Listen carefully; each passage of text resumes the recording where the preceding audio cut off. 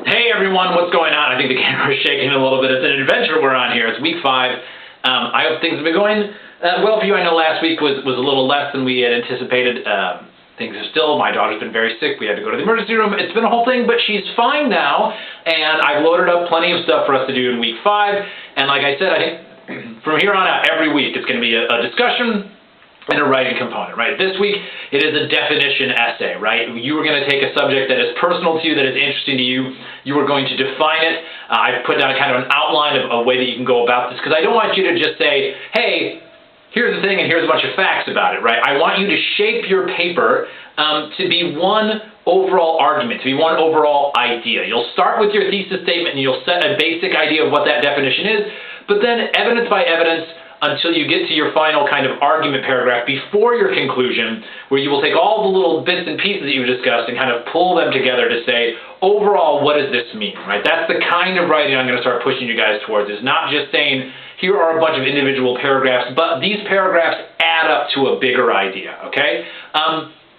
So I'll be spelling out exactly how I want you to do that, some expectations for what I want to see in the papers, and for how I'll be grading the papers in the discussion forums. I'll also have you guys reading a little bit, some examples of definition essays and about what a definition essay is out of the book. And those are going to be due Friday instead of Sunday. I want you to get all the readings and discussions done on Friday, so that way, hopefully you'll be started before then, right? But I know how you guys are, but still, Saturday, Sunday, you'll have 2 full days to write after all your reading and everything else is completely done, sure. Also, we've got a little assignment on the side for looking at sentence fragments. You know, I told you guys I didn't want to do too much more grammar stuff. But after looking through all the memoir things, some of you guys are still having a little bit of trouble with independent clauses and dependent clauses.